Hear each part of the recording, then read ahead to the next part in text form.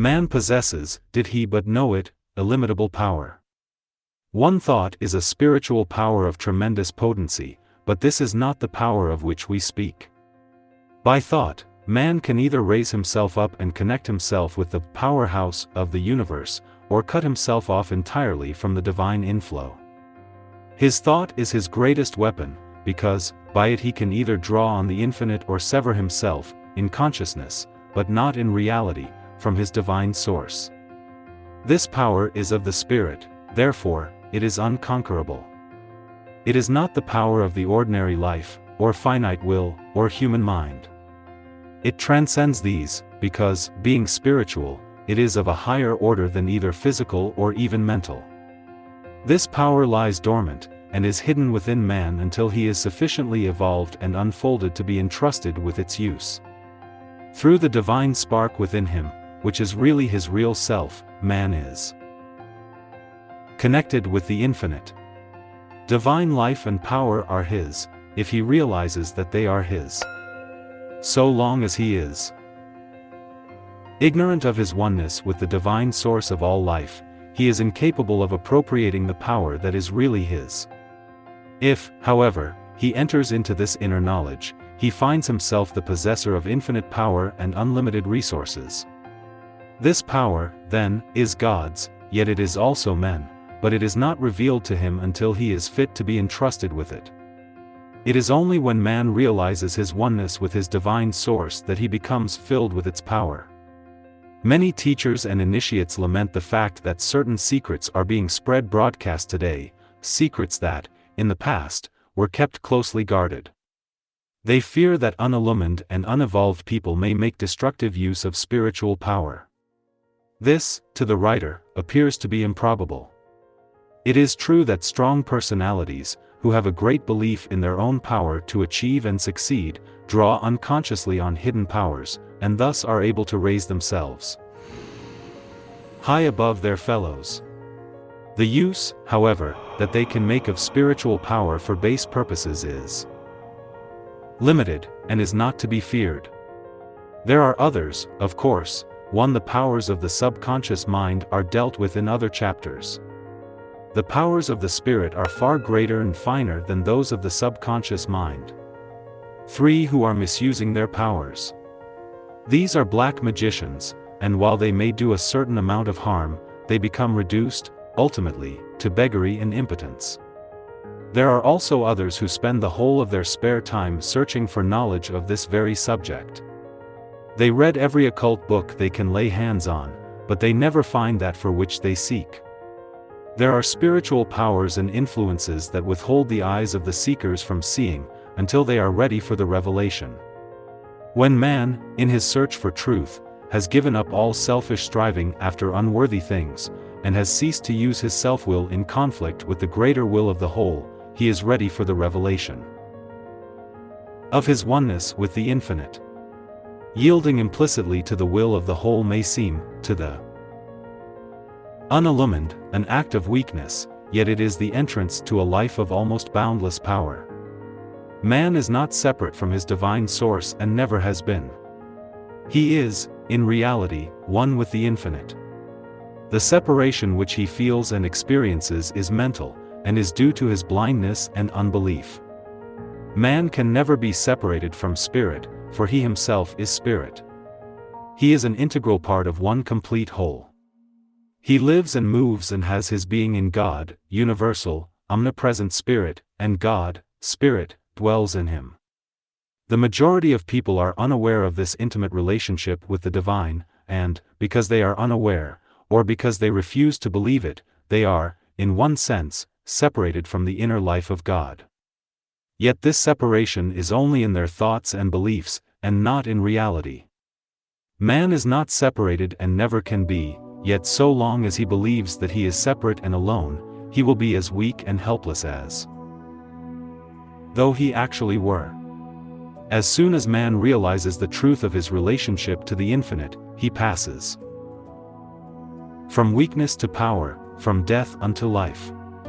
One moment he is in the desert, afar off, weak, separate, and alone. The next, he realizes that he is nothing less than a son of God, with all a son's privileges and powers. He realizes, in a flash, that he is one with his divine source, and that he can never be separated. He awakens also to the fact that all the power of the infinite is his to draw upon, that he can never really fail, that he is marching on to victory. It will thus be seen how great is the power of man's thought. While thought is not the power of the spirit, it is the power by which man either connects himself up with the infinite power, opening himself to the divine inflow, or cuts himself off and separates himself from his spiritual source. Thus, in a sense, man is what he thinks he is. If he thinks he is separate from God and cut off from his power, then it is as though this were really the case, and he is just as impotent and miserable as though he actually existed apart from God. On the other hand, if he thinks and believes that he is one with the infinite, he finds that it is gloriously true, and that he is really a son of God. If he believes and thinks that he is a mere material being, then he lives the limited life of a material being, and is never able to rise above it. But if, on the contrary, he thinks and believes that he is a spiritual being, then he finds that he possesses all the powers of a spiritual being. Again, if he thinks that his work is difficult and that he is not equal to his tasks, he finds that really his tasks are difficult and beyond his powers.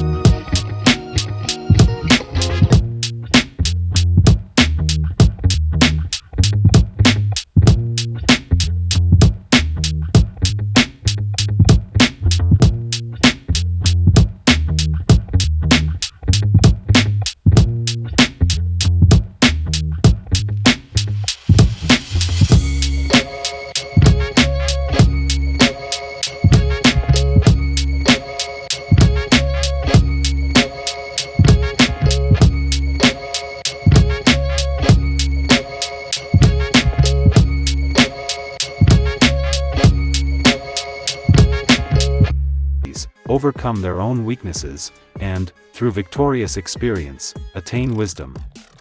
We must therefore be satisfied to know that we have to meet trouble and overcome difficulty, and that it is only by so doing that we can attain wisdom and build up character. The question, then, is not whether we shall meet the trouble and adversity or not, but rather, how we shall meet them. Shall we be victorious or shall we be submerged? Shall we overcome life's difficulties or shall we give in to them? At this point some practical reader may say that attaining wisdom is all very well, but what he wants is practical help. He is perhaps out of work, has sickness in his house and is in debt. Or, he may be well-to-do, and yet in the deepest distress and misery. To all such I would say that they possess the power by which they can overcome all their difficulties, and, through Overcoming, attain wisdom. A man's success depends, more to this subject is dealt with in The Path of Victory by the same author 7 than anything, upon his faith in the good purpose of life, his faith in the power of the infinite within him and his ability to overcome every obstacle in his path. The extent of the power that man can bring into his life is the measure of his faith in that power. If his faith in it is small, then his life will be feeble and lacking in achievement. If his faith in the power within him is large, then great will be the power manifesting in his life. The power of the infinite is illimitable and inexhaustible, all that is required is an unquenchable belief and trust in it. The weakest and most timid can make use of this power. There is the same power in the timid and weak as in the brave and strong. The weakness of the former is due to a lack of faith and belief in the infinite power within them. Difficulties and troubles there will be in every life, and sometimes disaster and heartbreak, when the very earth slides from under the feet, yet, by calling upon the power within, it is possible to rise from the ruins of cherished hope stronger and greater through experience. Happiness and true success depend upon how the troubles and difficulties of life are met. Adversity comes to all, but if it is met in the right manner, even failure can be made the stepping stone to success. Trouble comes to all, but, while it makes some people stronger and better in every way, it submerges others so that they never rise again. The trouble is the same, it is how it is met that makes the difference. Those who meet difficulty and adversity in the feeble strength of their finite minds and false personality are speedily overwhelmed and broken by the storms of life. But those who rely upon, and have faith in the power within them, can never be overwhelmed, neither can they ever be defeated. The power, being infinite, is always sufficient, no matter how great the need may be. One who realizes his own real spiritual identity, knows that he can never die, that he can never be defeated, that he can never really fail. He may lose his body through the change that is called death, but he, the true man, can never die. Neither can he fail, though he be defeated 1,000 times, he must rise again. Only have faith in the spiritual power within you and you can know all the joys of overcoming and achievement. All things will become yours. Seek first the kingdom within you, your spiritual union with the infinite, and harmony with the divine will and purpose, and all these things shall be added unto you. You will have no need to fear the morrow, for you will know that all provision has already been made. There will be no need to hoard up wealth, for there will be the necessary daily supplies always available. There will be no need to live near a doctor, for God, the infinite life, shall be your health. There will be no need for regret or lamentation, for you shall know that all is well. There will be no fear of future happenings, for you shall realize that the Infinite One makes no mistakes. 9 Chapter 3 Fate or Free Will? Great has been the controversy in the past, over the vexed subject of fate versus free will. On the one hand, fatalists claim that man is so closely bound to the wheel of fate it is impossible for him to live his life in any different way than that which is mapped out for him. He can bring a quantity of first-class evidence in support of his claim and believes in his theory with all his heart. On the other hand, the advocate of free will believes just as wholeheartedly that man is not bound at all, being as free as air. He, too, can bring plenty of evidence in support of his theory, which confirms him in his belief. Each one of them thinks that the other is wrong, yet they cannot both be wrong. Let us therefore examine the subject for ourselves, for it is an important one, being intimately connected with the subject which this book discusses.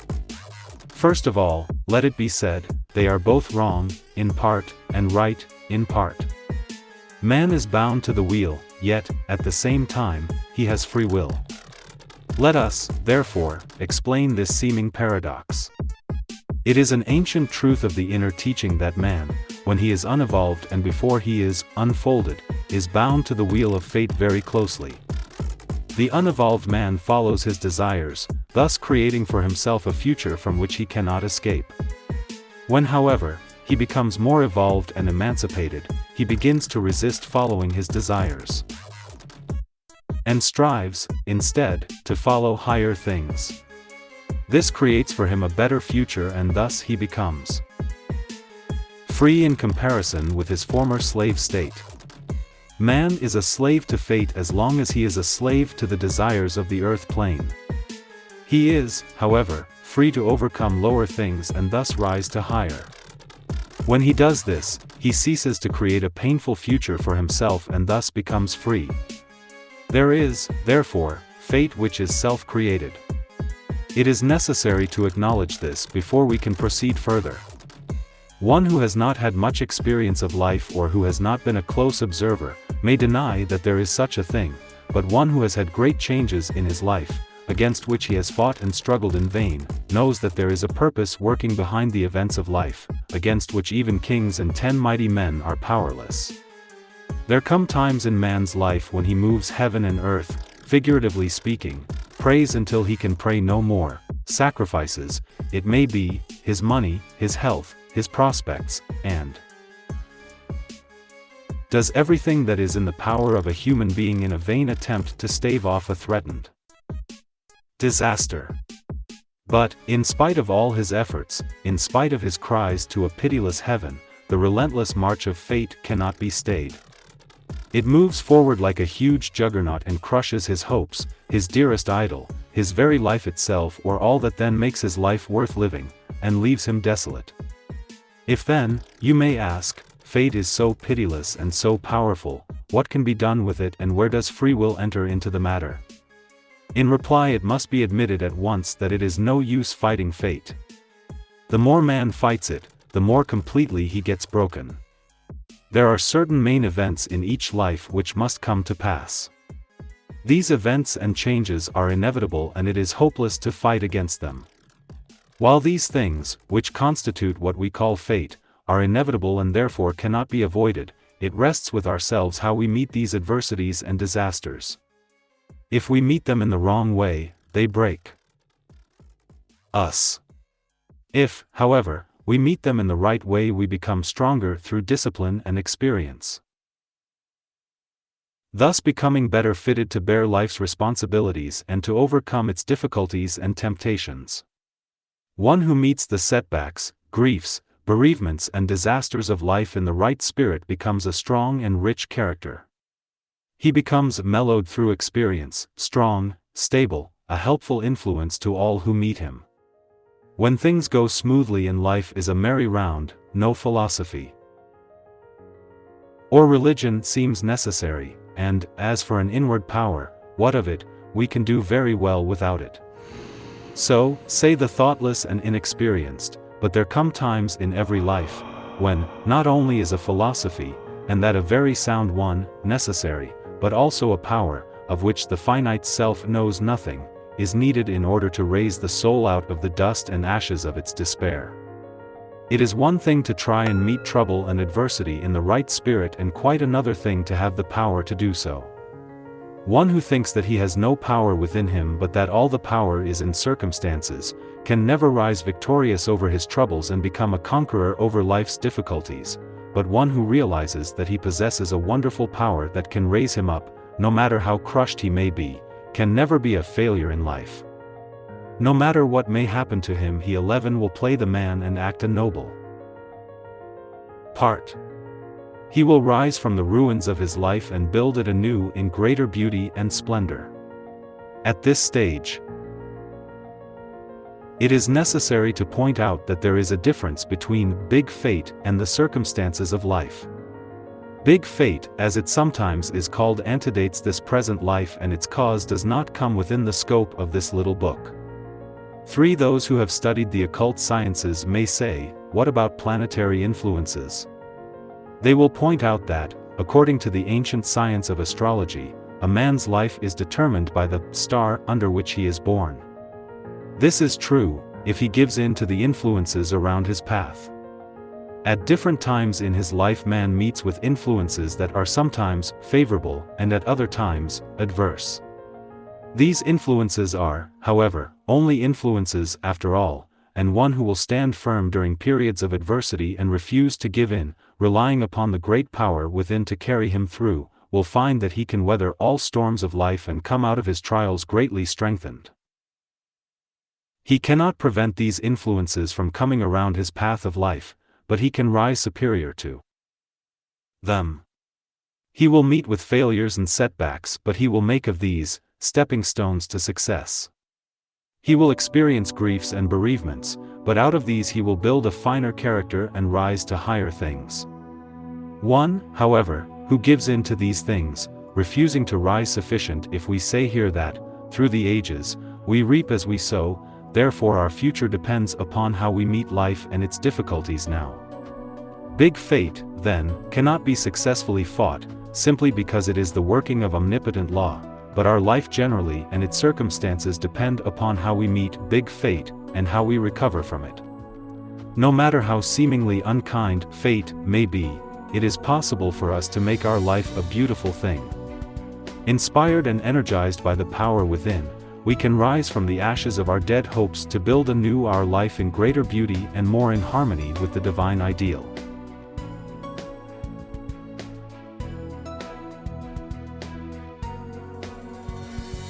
Again, and reconstruct his life, condemns himself to further suffering, thus making utter shipwreck of his life. Let the despairing take heart again. Believe in the power within you and you will rise to heights before undreamed of.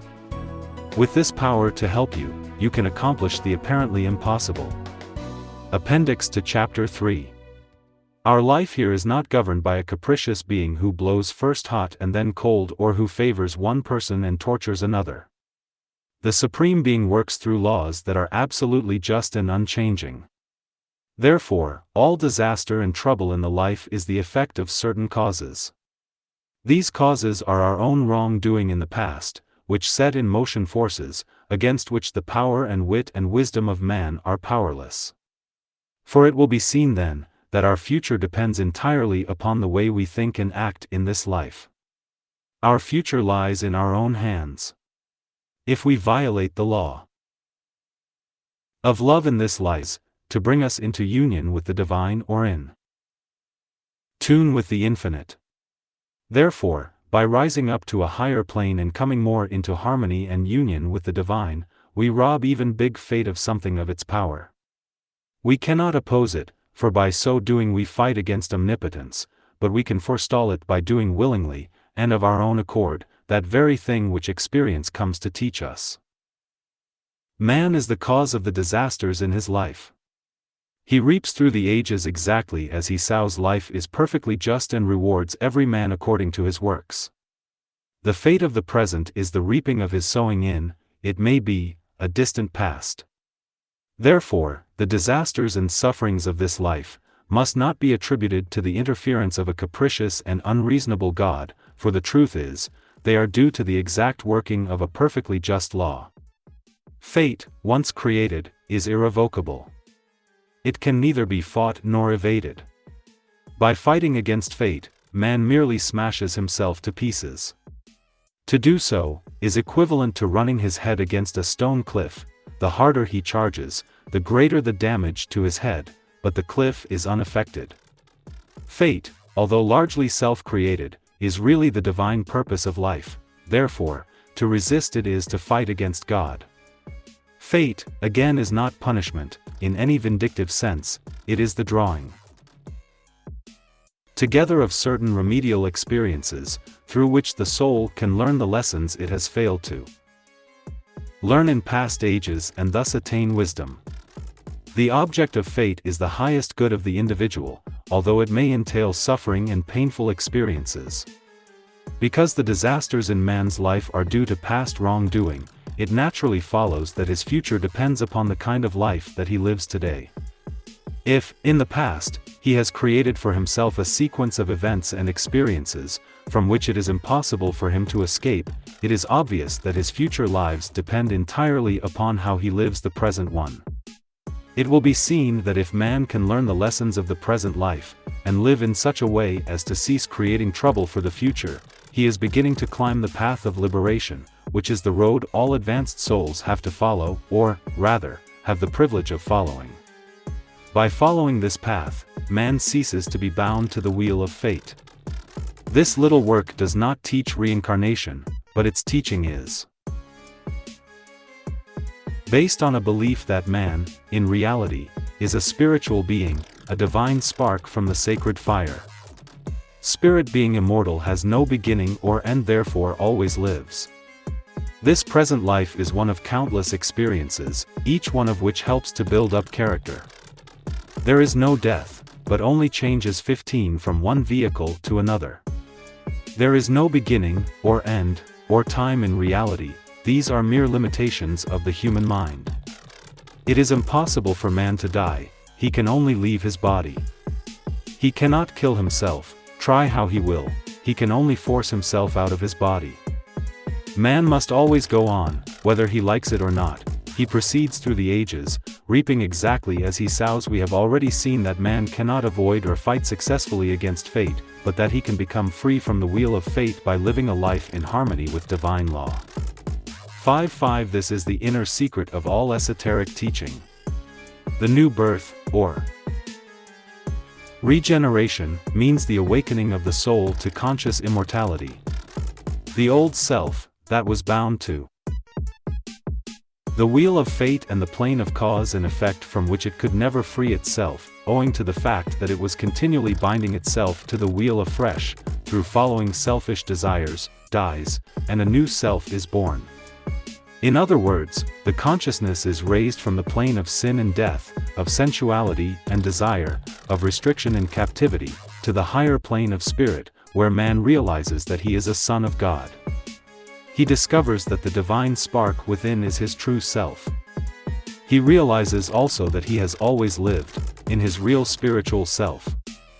Beginning and end, like change and decay, belong purely to the material plane and have no place in reality.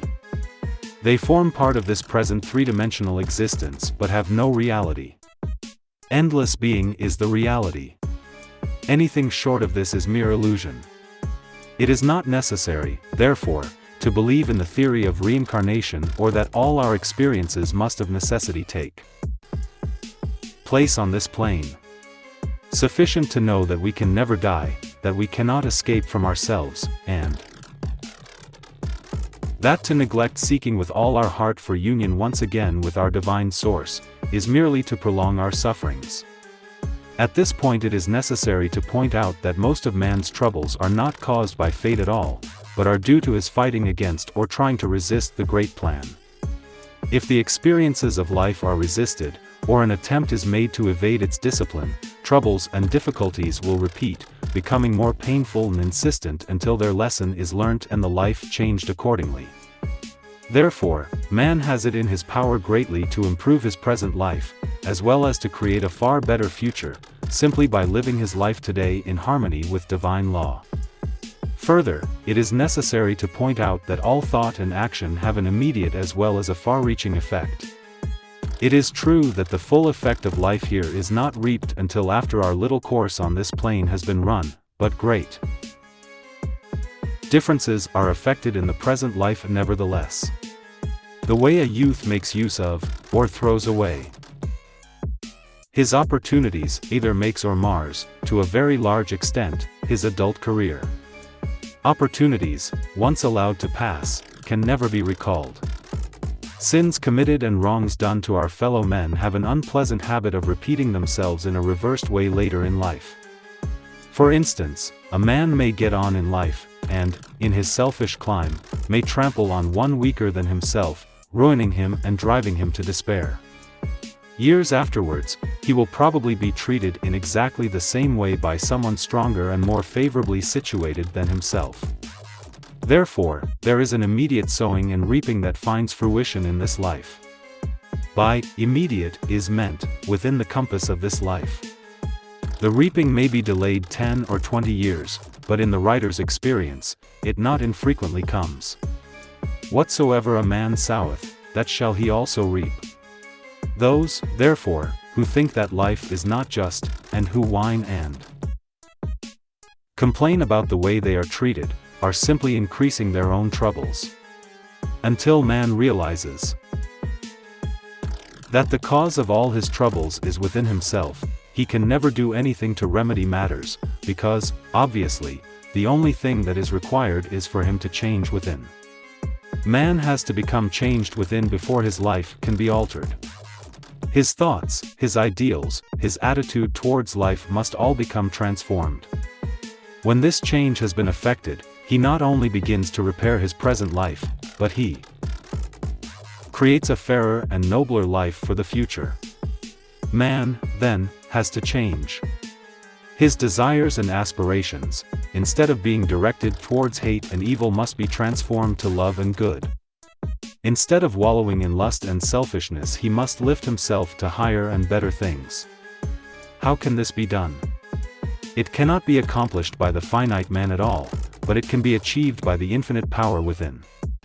It is only when man realizes his oneness with the infinite and believes that omnipotent power is at his disposal, that the spiritual power within becomes available. So long as man has doubts and fears or disbeliefs, this special power is not available. It is his, but his state of heart and mind prevents him from either realizing the presence of the power or making use of it. Before the machinery of a workshop can run, it must be connected up with the engine room. In the same way, man, before he can live the new life, must become one with the infinite life and power. Entering this new life of power does not take away life's experiences, its trials, troubles and adversities, but the change within does prevent the creation of unnecessary troubles and suffering. Also, even a so-called unkind fate loses much of its power to wound, for the higher man rises into union with God and infinite love, the less power it has in his life. It still operates, but it fails to wound so deeply, for man, seeing with illumined eyes, knows that it is good that has come to bless, and not evil that has come to slay. Painful fate loses its power to hurt when man 17 ceases to resist it and meets it with open arms, seeking to learn the lessons that it has to teach. What is meant here by success is the achievement of something worthwhile, that shall make the world better and richer, and add something to the common good. Our sphere in life may be very humble, but if we overcome our own weaknesses, help others along life's pathway, and do our daily work better than we need, our life cannot be other than successful. If, at the end of our life, we can be thankful for it, realizing that we have made the best possible use of it, we have achieved real success. Success, to the unillumined, may mean the accumulation of wealth and the winning of fame. Yet those who give up their lives to the acquirement of these things are the greatest failures in life. They gain wealth, it is true, but they find that their money can buy only those things that bring no satisfaction, that it cannot purchase for them any of the things which are really worth having. Success of this hollow kind can be won, but at too great a price. The greatest teacher of all once said, "For what shall it profit man, if he shall gain the whole world and lose his own soul? What does it profit a man if he gets on at the cost of happiness, health, joy of living, domestic life, and the ability to appreciate nature's beauties and simple pleasures?" Yet man must be a striver. He must be forever seeking better things and to express himself more perfectly. One who drifts through life, making no effort to rise to better things, is not worthy of the name of citizen. Man, if he is to be worthy of the name, must be forever striving, overcoming, rising. Failure in life is always due to weakness of character. It is only strong characters who can resist the buffetings of life and overcome its difficulties. The man who would make his life worthy of respect and who would rise to high achievement and service, will be confronted by difficulty at every turn. This is as it should be, for it weeds out the weaklings and unworthy aspirants, and awards the spoils to those who exhibit faith, courage, steadfastness, patience, perseverance, persistence, cheerfulness, and strength of character, generally. Success, especially material success, is not, in itself, of much benefit to the one who wins it. It does not satisfy for long, but it is valuable in other ways. 19 For instance, success, based on service, is a benefit to the community. If it was not for successful people of this type, the ordinary man in the rut would have a bad time. Also, the winning of success builds up character. One who would be successful in the battle of life must be prepared to be tested and tried in every possible way. One who survives them all is built up in character in almost every direction. Even in his success, however, he will be tempted and tried. One who is engaged in the harsh struggle of business, or who takes part in public life, may, if he does not watch himself very carefully, become hard and callous. Of all failures, this is probably the worst. One who succeeds in other directions and becomes a hard man is, after all, a sorry failure. Again, people of the successful, striving, climbing type are tempted far more than those who are afraid to venture and who remain in the valley of mediocrity. This is true, not only of those who seek to climb the steep path of spiritual attainment, but also of those who are successful in mundane affairs. In each case, they have placed in their keeping great powers and influence such as the ordinary man little dreams of. This is a grave responsibility, for if these powers are used for self-aggrandizement, the results are disastrous.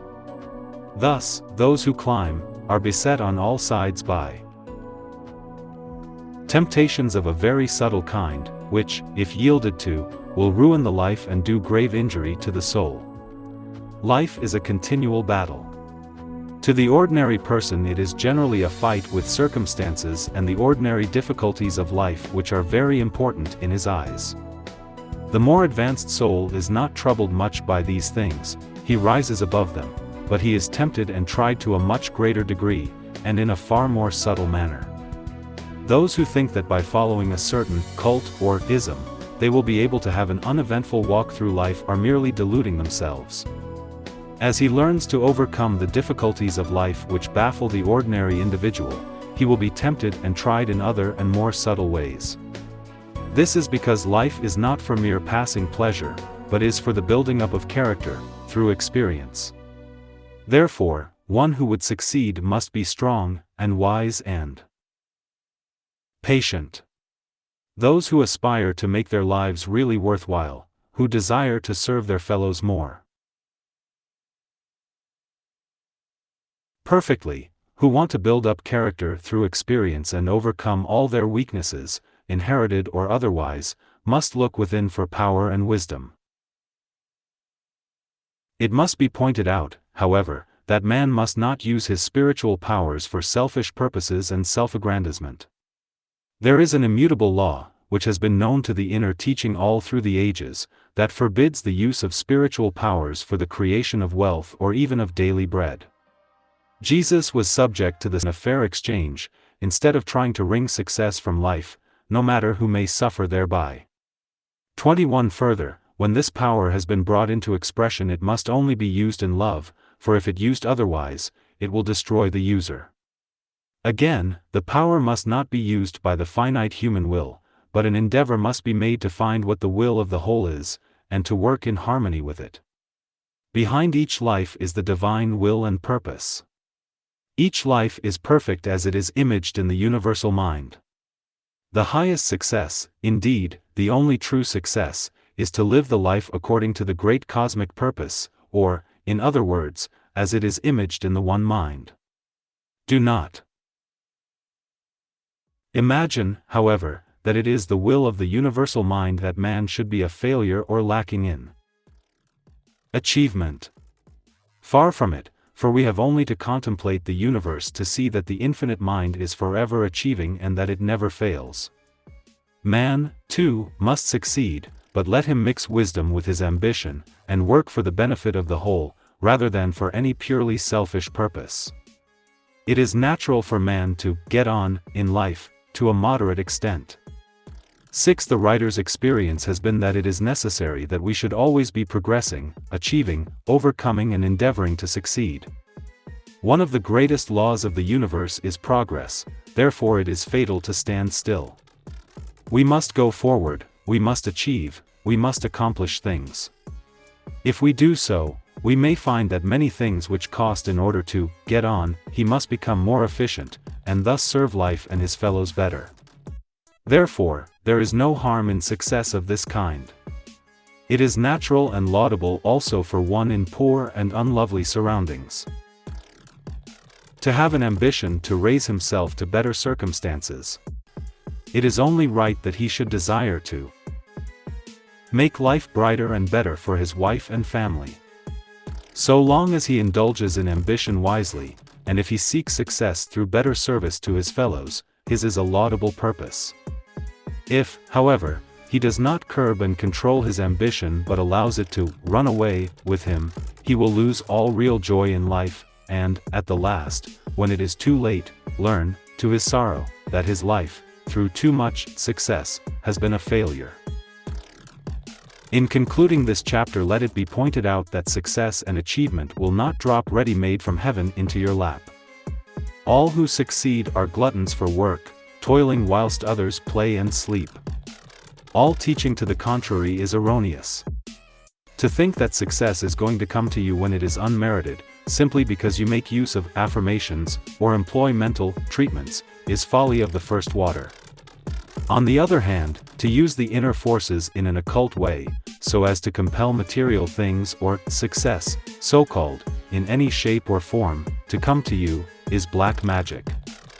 One who stoops to such practices becomes a black magician, earning for himself a terrible retribution. There is only one way to succeed in the affairs of life, and that is by raising oneself to greater usefulness and service.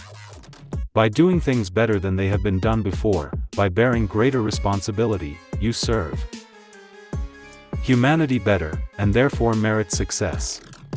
It is more blessed to give than to receive, said the Master, and this is true even in the practical and material affairs of life. First, you must give better and more valuable service, in other words, deserve and merit before you expect to see it materialize. You must sow before you can reap, you must become too big for your present position before you are capable of occupying a larger one. You must grow and expand in every possible way, and as you grow so will your success increase. Outward success is only a reflection, so to speak, of what you really are, and a result of greater and more valuable service to humanity. It requires great effort and determination to get out of the rut, but so long as your ambition is not ignoble or selfish, there will be found within you power sufficient for all your needs.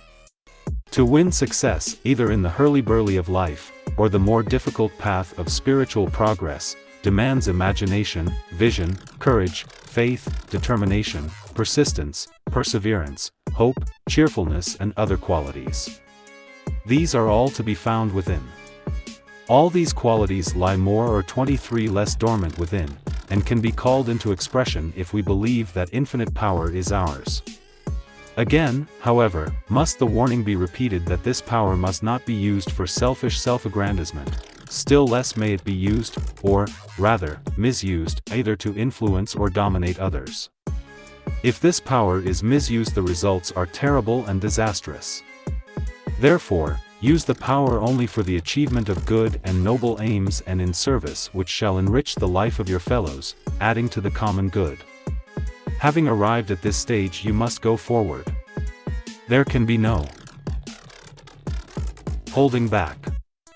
Ever onward, the divine urge is sending you to greater achievement and accomplishment. Just as surely as the planets must revolve round the sun and fulfill their destiny, so also must you go forward. See to it, then, that your aims and ambitions are based upon eternal wisdom, for upon this does your whole future depend. It is impossible, in a little work of this description, to explain why it is that one person inherits a weak and ailing body and another enjoys a strong and robust constitution. Sufficient for us here to notice that the days of rude, rugged health are passing, and that man is becoming more highly strung, nervous and psychic in his makeup. The old type of rude, unconscious health was due to the animal-like nature of man, which caused his body to be governed more completely by the instinctive mind. Less evolved humans are not affected, apparently, by the mental storms, psychic changes, and spiritual disharmonies that disturb the health of the more evolved types. We have an illustration of this in the case of some forms of insanity. The patient goes out of his mind, with the result that his bodily health becomes wonderfully good. The instinctive mind takes control of things, and rude, robust animal health is the result. When the patient was sane and his mind filled with worry, ambitions, plans, cares, lusts, hates, and griefs, he was probably very far from well. This would be due to the disturbing effects of his thoughts and uncontrolled emotions. When, therefore, his conscious mind gave way and he became happy in an imbecile way, he ceased to think of these disturbing things, with the result that the instinctive, animal mind was able to work undisturbed. It is of no use sighing for the good old times, when people were rugged and strong in the way that savages are rugged and strong, for evolution has decreed that man shall change into a higher and more nervous and sensitive type. In this sensitive type, wrong thoughts and emotions quickly produce pain and suffering. The majority of people do not know what good health is. Not only do they suffer from minor ailments, such as headaches, indigestion, rheumatism, neuritis, but they also never feel hearty or completely well. They are strangers to the joy of living. Life does not thrill them, nothing quickens their blood, they have no moments of vivid ecstasy. In other words, they do not live, they merely exist at a poor dying rate. Again, the majority of people are susceptible to infectious diseases and epidemics, yet, if they were really well, they would be immune. Instead, 25 however, of seeking immunity through health, they are seeking it through the use of vaccines and serums, thus adding to the burdens which the body has to bear. All attempts in this direction are bound to end in failure, for, as fast as one disease is suppressed, another one will appear. Many people look upon disease and sickness as inevitable, yet the truth is that health is the normal state and ill health an abnormality. In tracing back ill health to its source, we find, first of all, that it is due to disobedience of natural law. Large numbers of people break nearly every known natural law of health, and are surprised that they become ill. Yet the wonder is that they are as well as they are. Yet, while obedience to nature's laws and the use of nature cure methods will carry us a certain part of the way, we find that there must be causes even deeper than those which are physical. We are confronted by the fact that there are many people who obey every known physical law of health, who bathe, exercise, breathe, eat and drink scientifically, who adopt nature cure methods instead of drugs and serums, who yet cannot find health. Therefore, we must search deeper and go to the mind in order to discover the cause of ill health. When we look to the mind, we find a prolific cause of sickness. Man thinks himself into ill health and disease. It is well known that thinking about disease and sickness produces them in the body. People who are forever thinking about disease, illness, operations and other morbid subjects, become a prey to these things. Those who believe that sickness is inevitable, manifest it in their life. Morbid thinking produces a morbid state of the body, causing it either to fall an easy prey to infection or to break down into chronic ill health, or even disease. Allowing the thoughts to dwell upon morbid things is a sure way to sickness and invalidism. Man is not only made ill by his own negative thoughts and emotions, he is also under the hypnotic spell of the race mind. The God of this world hath blinded the minds of them which believe not. We are all under the spell, more or less, of a huge illusion. The evil, disease, sickness and other imperfections that we see and experience, have no reality, in reality, but have an existence in unreality. Although they are not real in a real sense, yet they are terribly real to this present limited 26 consciousness. By realizing the truth, and by thinking and living in its light and power, the hypnotic spell becomes broken, not completely, else we should not grow old, but to such an extent that a state of greatly improved health can be enjoyed. We are also hypnotically affected by suggestion, which reaches us from 1,000 different sources. The conversations of friends and Acquaintances affect us adversely. Their belief in disease and sickness as realities, and in its inevitableness, colors all their conversation, and, unless we guard against it, this unconsciously affects us. Newspapers, magazines, books, all steeped in the same error, also influence us unless we have become too positive to be affected. From innumerable sources it is subtly suggested to us that disease, sickness, infection are realities that cannot be evaded, and to which we are prone. The effect of all this, putting it in simple and elementary language, is to divert the life power into wrong channels, thus producing disease and ill health in place of perfection. The normal state of health has to give place to an abnormal state of disease or sickness.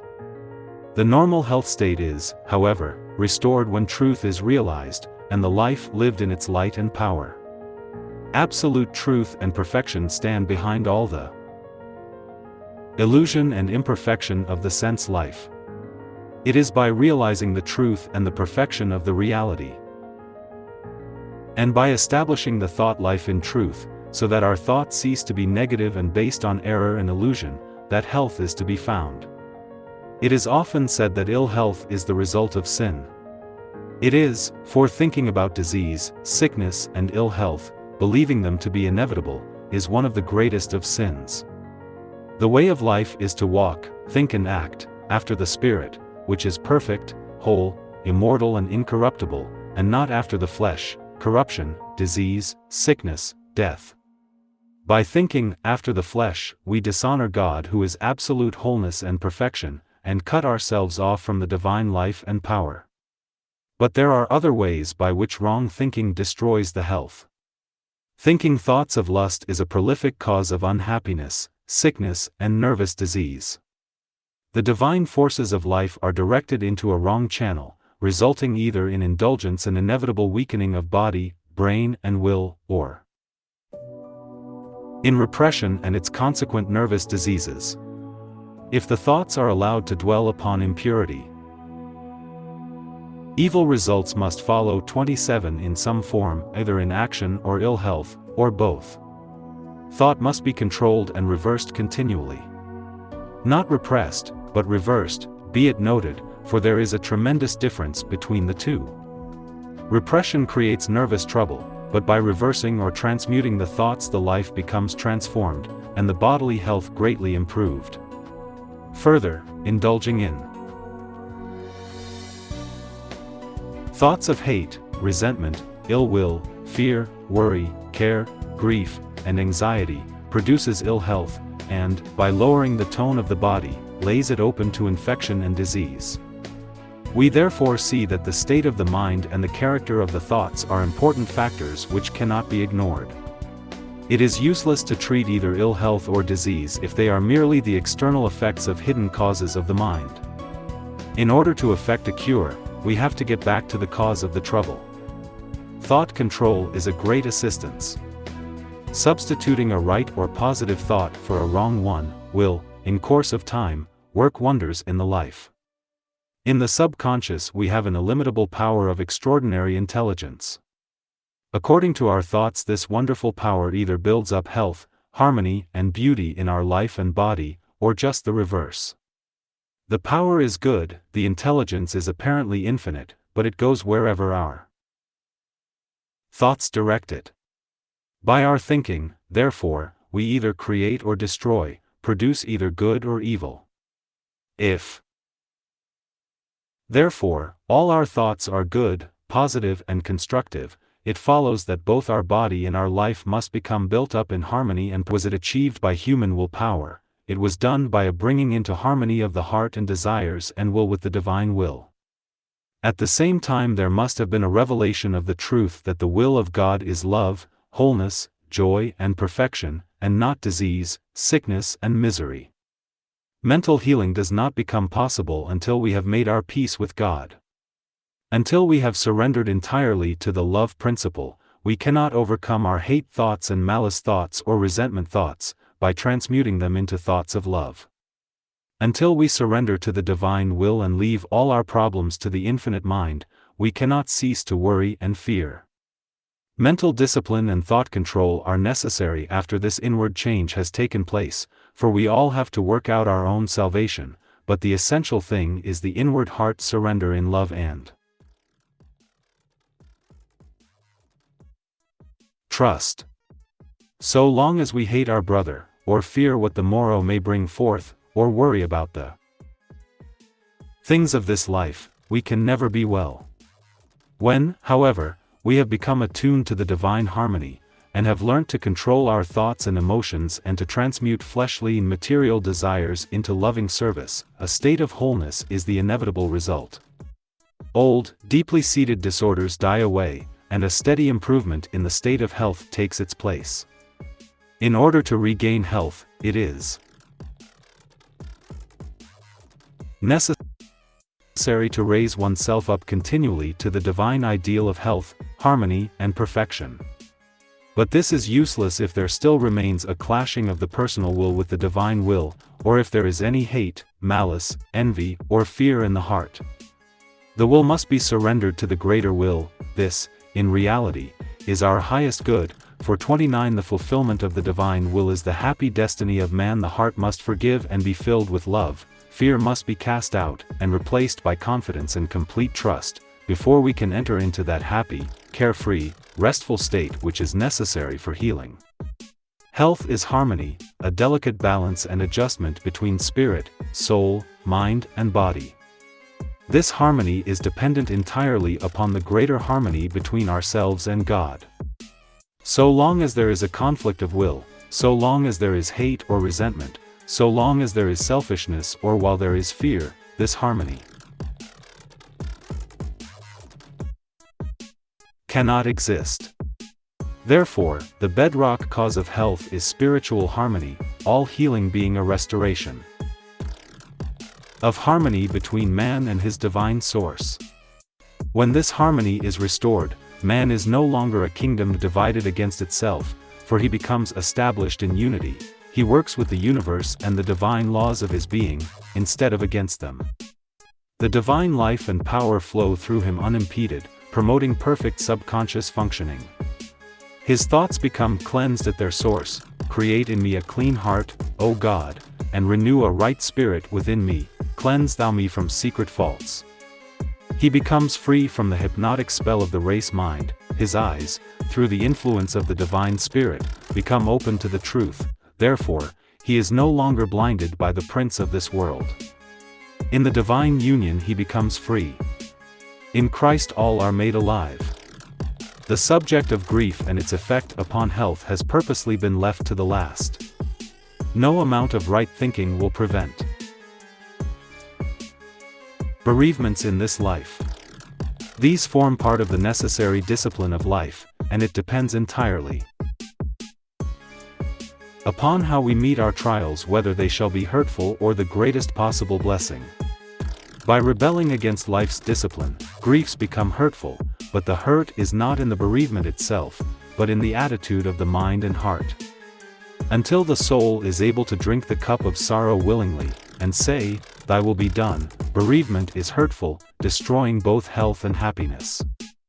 The cause of the hurt is, however, in the hardness of heart, and not in the bereavement itself. There must, therefore, be submission and an acknowledgement that the discipline is necessary. This does not imply, however, a weak giving in to grief and mourning. One who has been bereaved can never, it is true, be the same again, for he or she becomes more chastened, more loving, more sympathetic, richer and more mellow in character. The loved one can never be forgotten, but that is no reason why the heart should be bowed down by grief and the life made desolate by sorrow. In such cases true religion, not religiousness, is the only thing that can satisfy the soul, harmonize the mind, and heal the body. To be established in truth, knowing that all is well, that God makes no mistakes and that there is, in reality, no death but only change, is the only way by which bereavement can be made to be a blessing in disguise. When this stage is reached, grief is overcome, death being swallowed up in victory. The only panacea for all life's troubles is conscious harmony with our divine source and the divine will and purpose which desire only our highest good. It is a metaphysical truth that the outward life is a reflection of the thought life. Our life is affected by our habit of thinking and attitude of mind, in two ways. First, all our actions are unconsciously influenced by our thoughts, thus helping to bring into manifestation, or attracting to us, an environment that corresponds to our thoughts. 7. The Bible tells us that as a man thinketh in his heart so is he. It is equally true to say that as a man is, so does he think, and, that as he thinks, so do his outer life and circumstances become. Therefore, as a man is, so is his environment. This may sound rather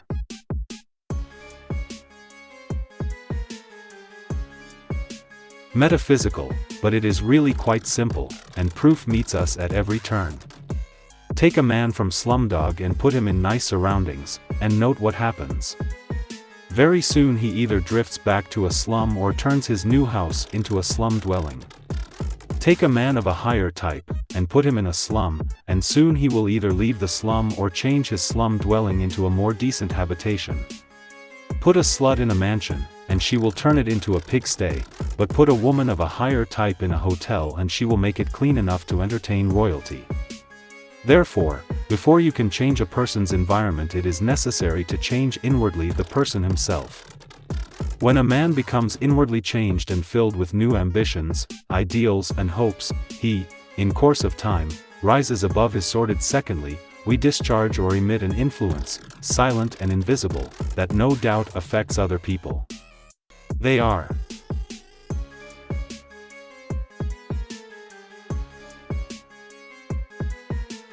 probably not aware of it, but they are either repelled or attracted by this silent influence. Thus, if our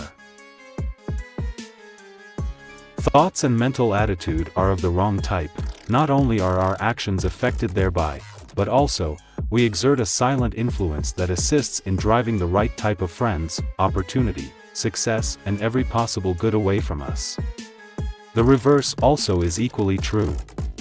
By right thoughts and a correct mental attitude, we naturally attract to us all the good of which our present life is capable. The Bible tells us that as a man thinketh in his heart so is he. It is equally true to say that as a man is, so does he think, and, that as he thinks, so do his outer life and circumstances become.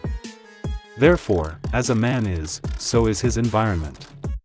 This may sound rather metaphysical, but it is really quite simple, and proof meets us at every turn. Take a man from Slumdog and put him in nice surroundings, and note what happens. Very soon he either drifts back to a slum or turns his new house into a slum dwelling.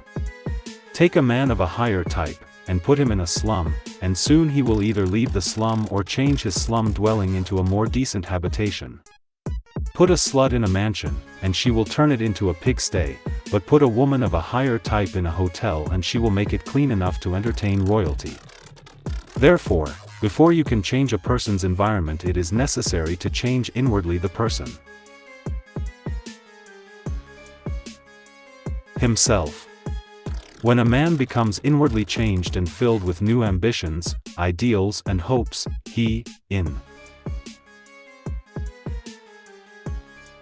course of time, rises above his sordid surroundings and attracts to himself an environment that corresponds to his new state of mind.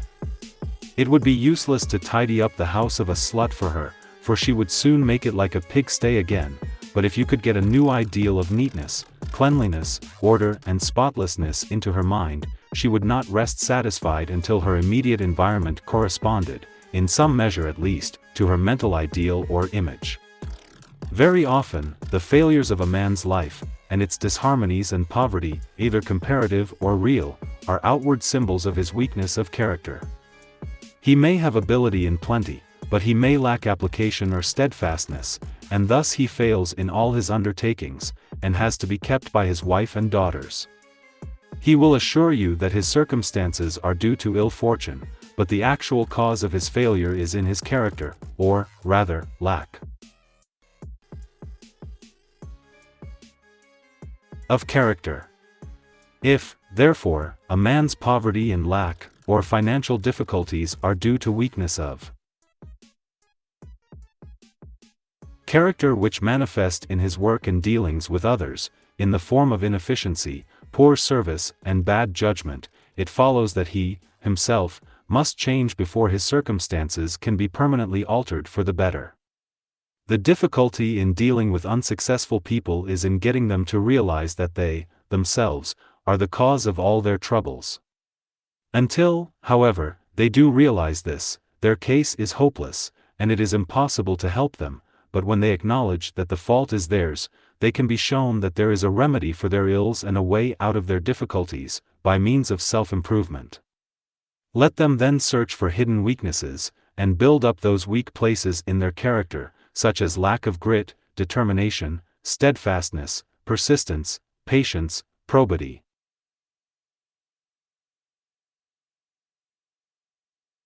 decision, which are the cause of their troubles, and they will find that their circumstances will gradually change for the better. Everything comes from within, first within, then out. This is the law, therefore the change must always take place within. Going more deeply into the subject and becoming more metaphysical, it is necessary to point out that the cause of all manifestation is mind. We have already seen that a man's mind and character are reflected in his circumstances. Now let us think, for a moment, about the mind that is infinite.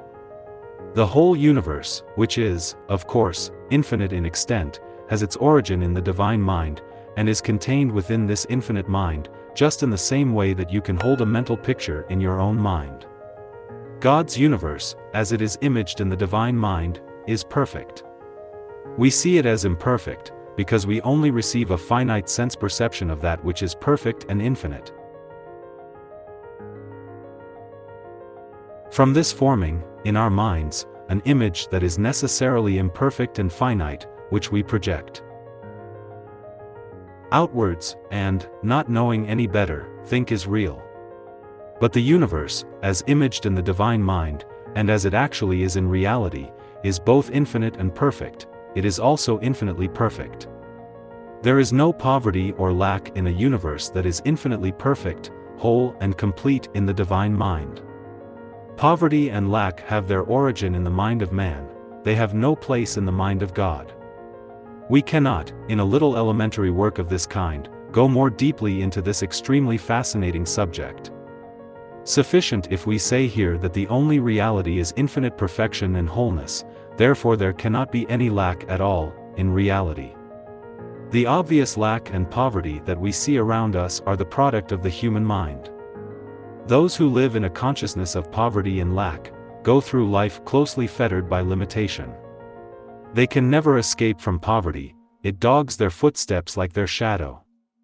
In fact, it is a shadow or reflection, in the outer life, of their state of mind and mental attitude. On the other hand, those who live in a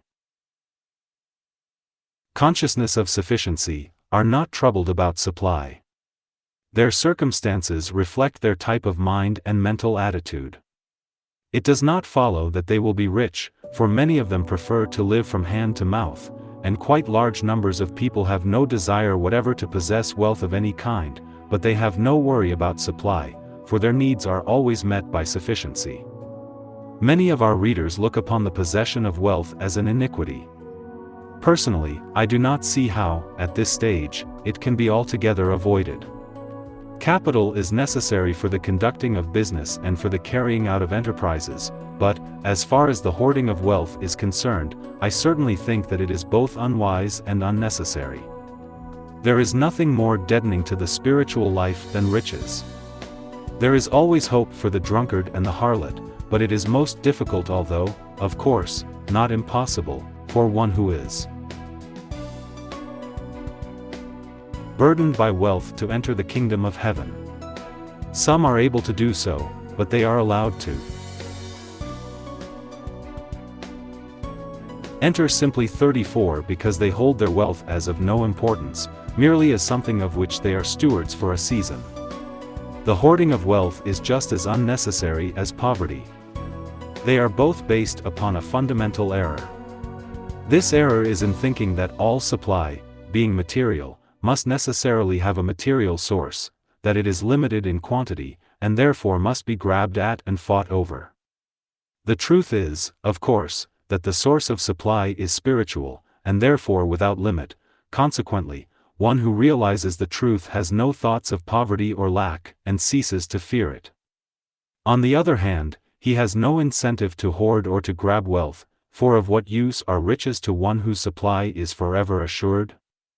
All who enter into this truth regarding supply, either despise riches or hold them very lightly indeed. They cease to have any desire for wealth. Why should they have any such desire to spend, nor to incur debt, but to live mentally in an atmosphere of abundant supply?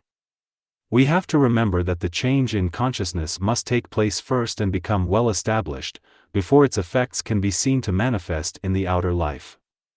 The entering of this higher consciousness where we know and realize the truth, viz., that the source of all our supply is spirit, and that the divine source is limitless, is not easy, although it is less difficult to some than to others.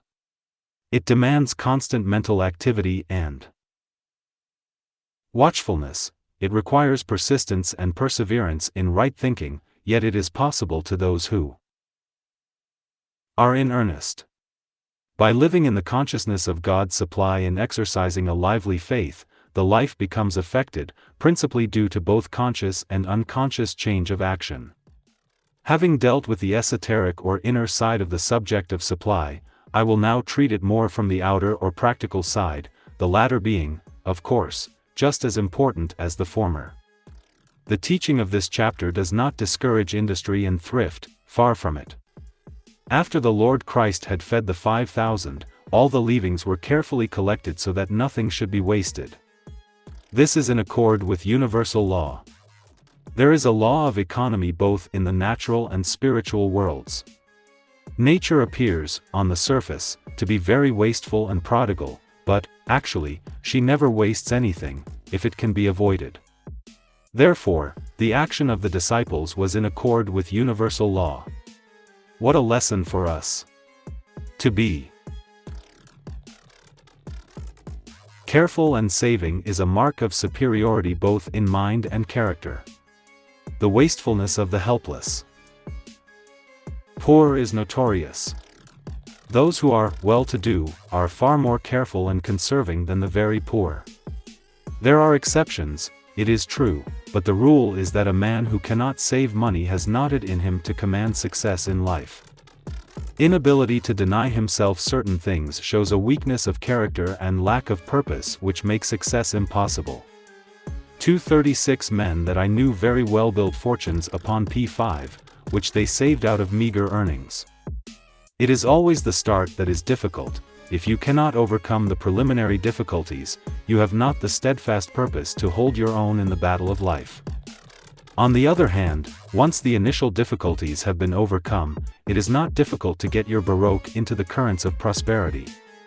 When once you realize that there is unlimited abundance in which you can share, when once you learn to live in the consciousness of this abundance, at the same time living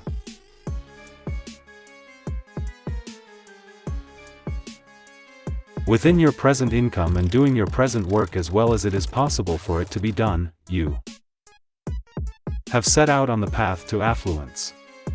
One who realizes and really believes that there is abundance and plenty for him, puts into operation a powerful law which will surely bring opportunity to him, sooner or later.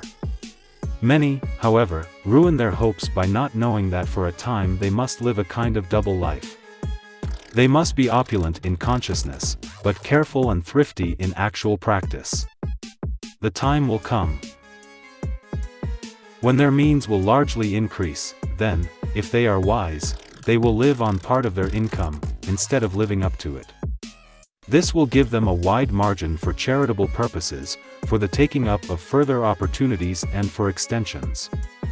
Many businessmen have to let golden opportunities pass, simply because they have saved little or nothing, owing to lavish private expenditure, or they have to let other people in to share their schemes who, in addition to taking a large share of the profits, may prove a serious handicap and hindrance in other ways.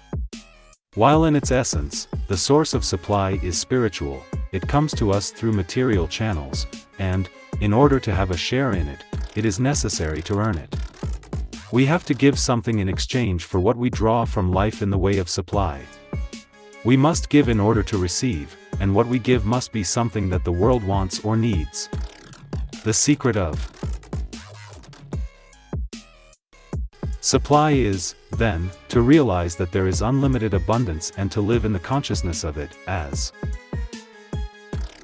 completely as though no material channels existed, and, at the same time, to work as zealously and be as careful as though there were no such thing as spiritual supply. At the same time, we must give the world something that it wants, or otherwise serve in some useful capacity, exercising honesty, probity, and justice in all our affairs. It is folly to expect abundance to drop ready-made in our lap. It must be earned by intelligent and faithful service.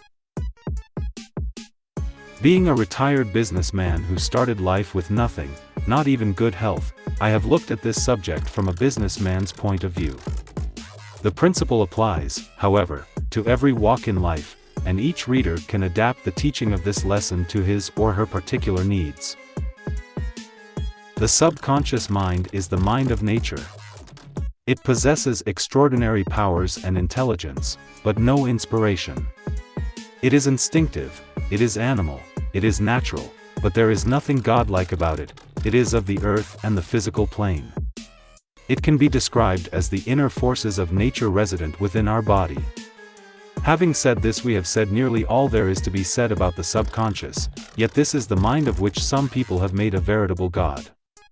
The subconscious mind, if led aright, is a very good friend, reducing all repeated thoughts and actions into habit, which, in time, becomes settled and part of the very life itself. Thus, by conscious right thinking and conscious right action, a good habit is formed, which becomes, in course of time, practically automatic. This, of course, builds up the character, which, in turn, affects the life. It will be seen then, how important is the right use of this willing and faithful servant.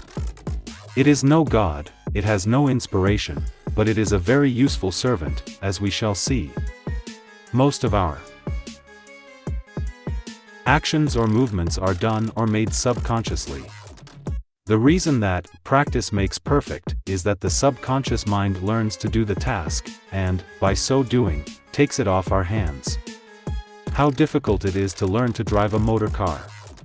How carefully, at first, we have to double declutch and obtain the right engine speed for a noiseless change, yet, after a time, the whole action is performed subconsciously. It is the same with pianoforte playing. Many players, some better than others, can play the most difficult classical music without consciously recalling it to mind. As soon as they try to remember, the whole piece leaves them, but as long as they leave the whole matter to the subconscious, which never forgets, they can keep on playing.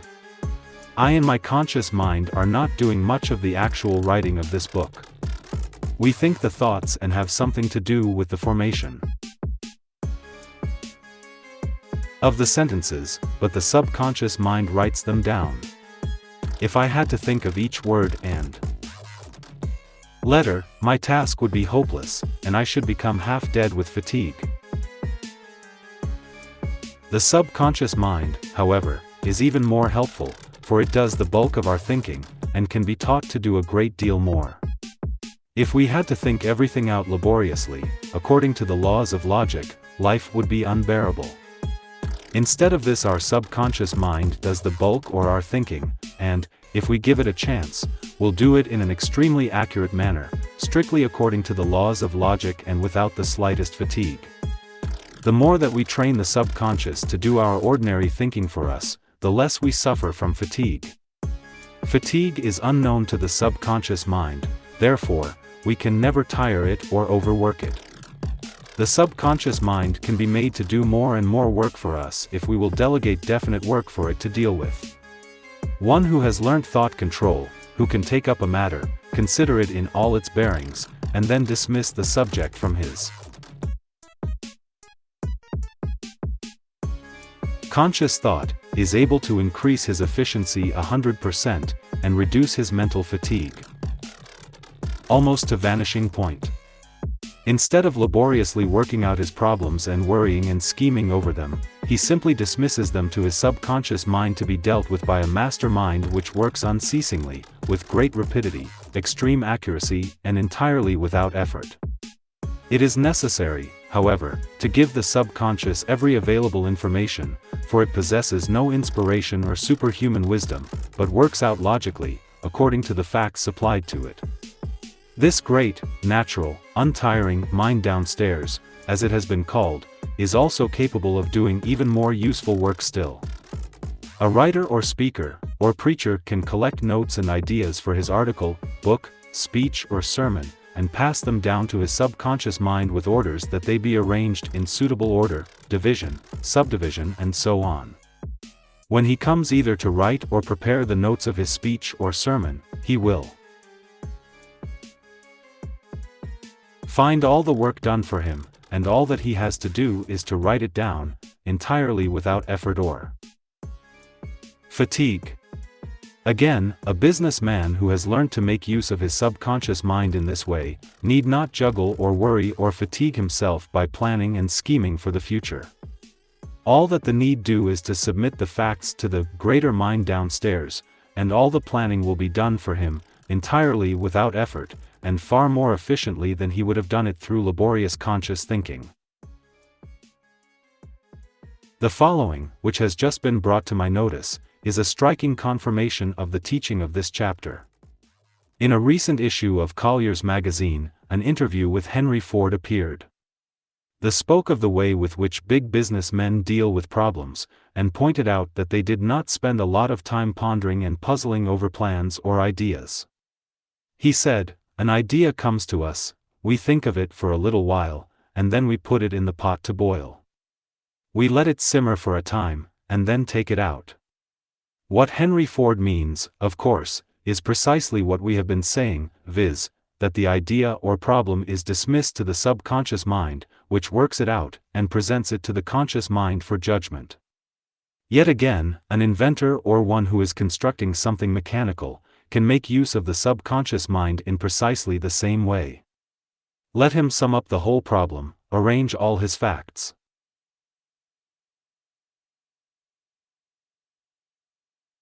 and available information, and pass them all to his subconscious mind, when, if a successful result is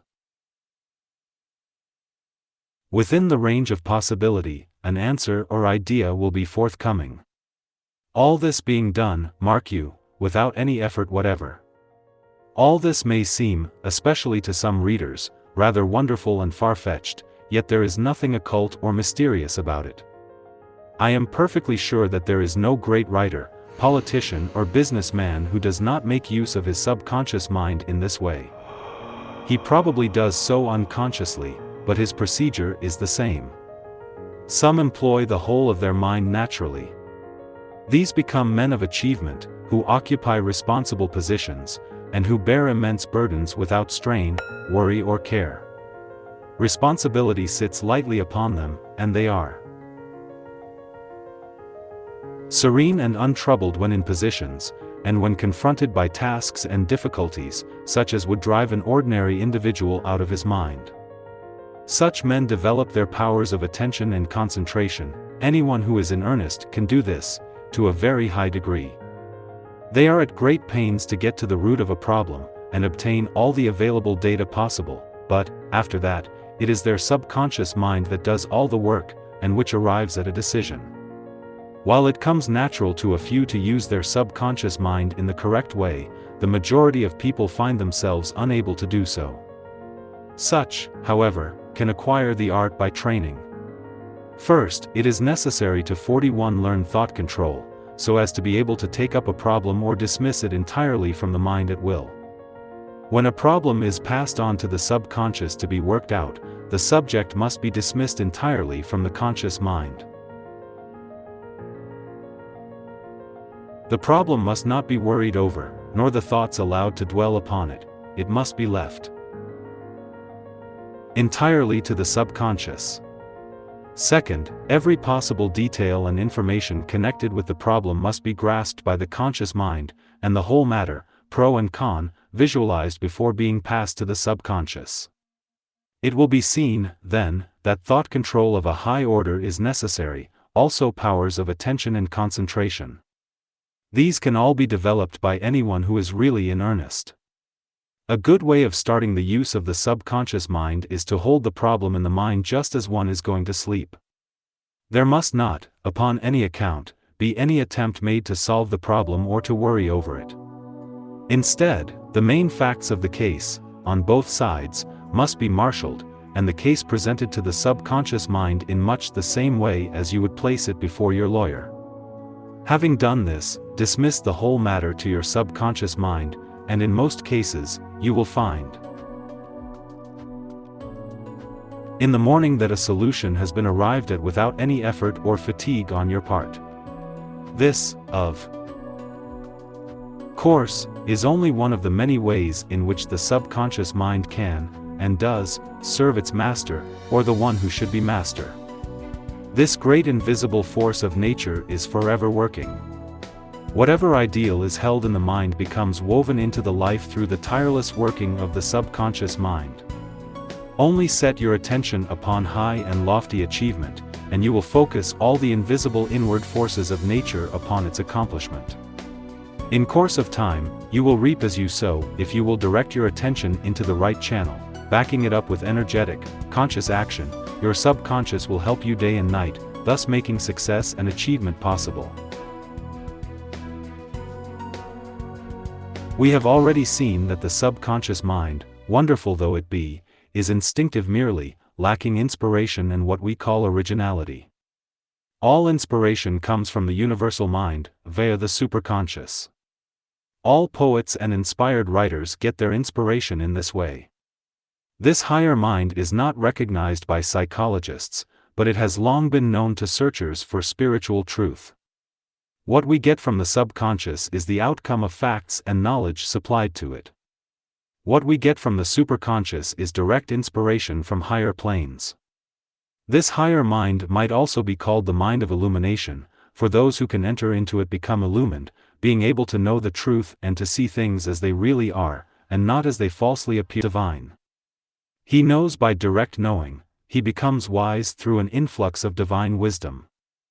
He is able to distinguish between the real and the sham, between the gold and the dross. He is also able to see and recognize the right path in life, a thing utterly impossible to the mind of the senses, and to tread it, thus being led into the only true success and really good of which his life is capable. Let it be said here that all wisdom must come from within. While books and the written word may be helpful, it is the spirit within the reader that illumines the word, and makes it real and true to the seeker after wisdom.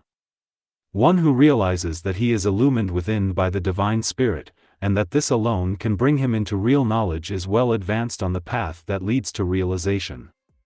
The wisdom of the human mind always leads to disappointment. It is based on the evidence of the senses, which is erroneous, therefore its findings must always be lacking in real wisdom. One who relies upon the inspiration of divine wisdom has often to decide to take a course of action which, apparently, is opposed to his best interests. Yet, if he follows the inward wisdom, he finds that he is always guided aright, and, later, has cause to be devoutly thankful that he followed the gleam. Character building is the greatest object in life.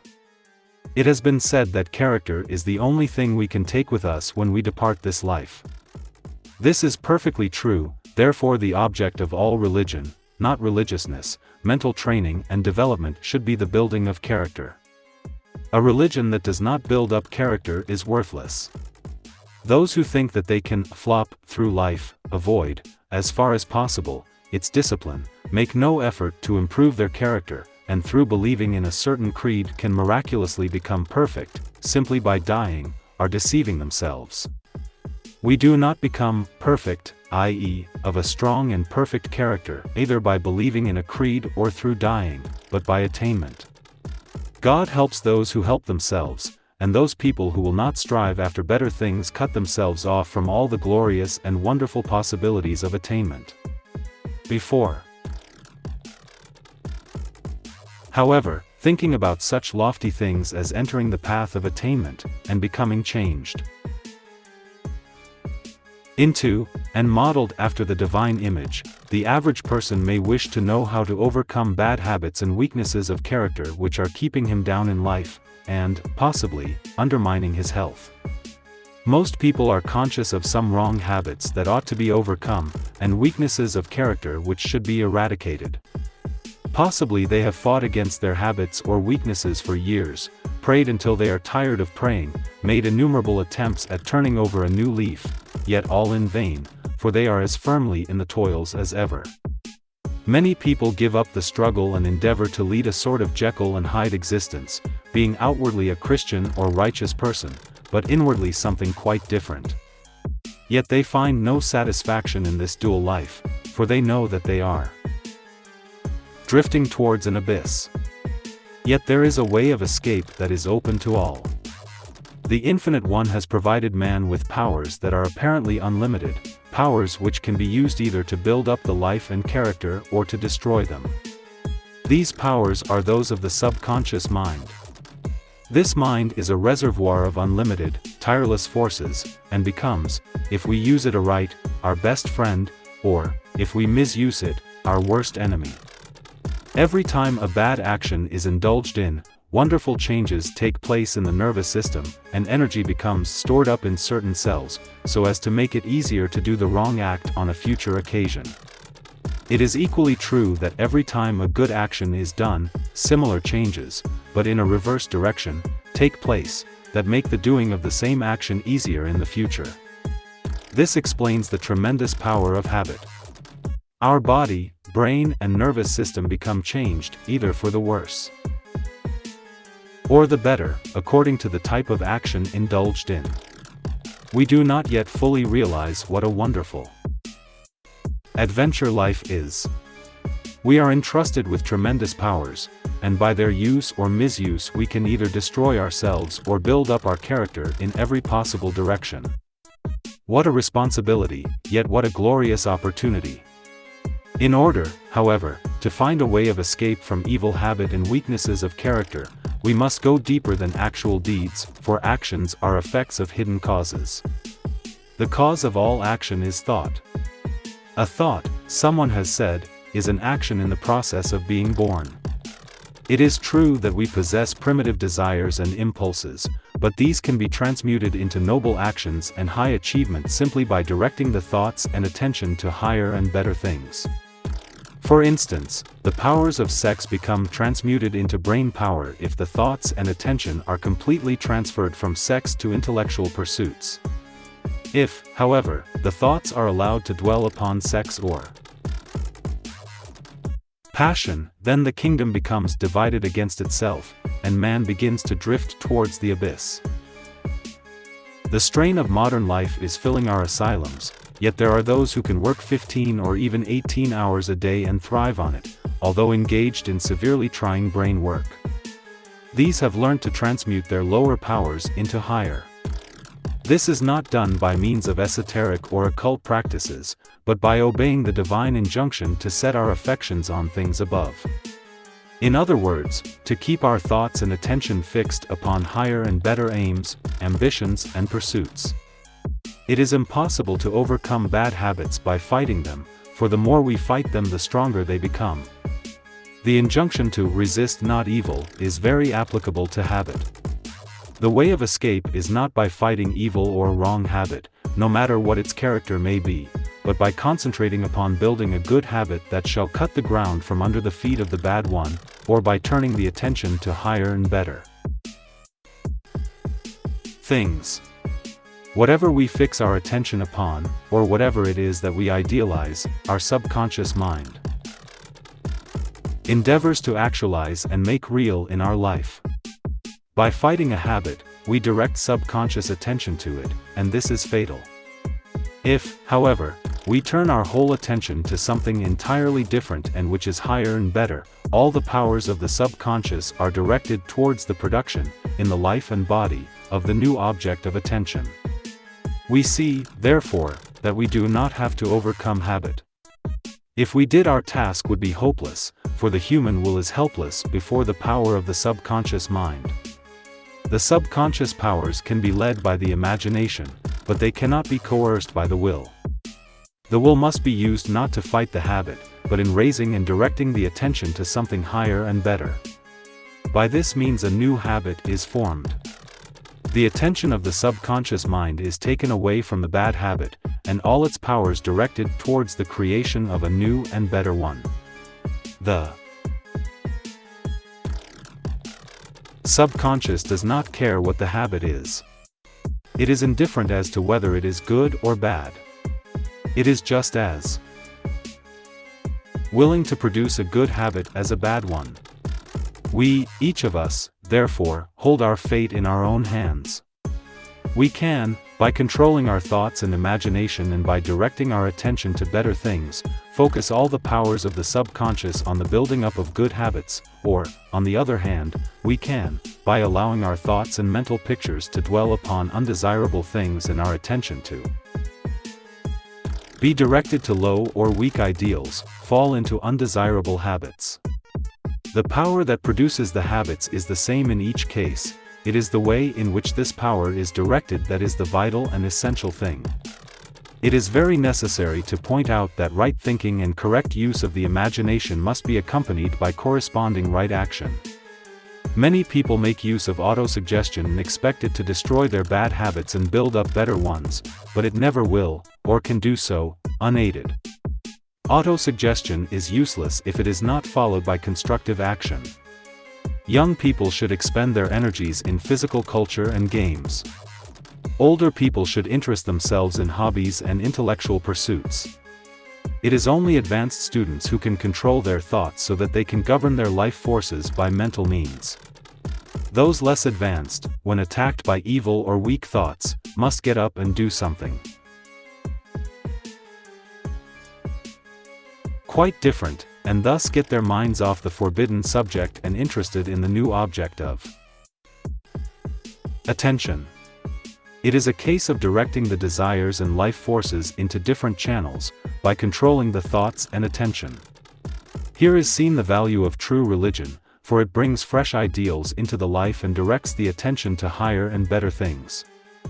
The writer realizes that a change must take place in the heart of the individual before he can desire these better things. When, however, this change has taken place, the battle has only just begun, for each one has to work out his own salvation. At first, then, most people will find it necessary to do something in order to attract their attention and guide their thoughts to something quite different from the forbidden subject.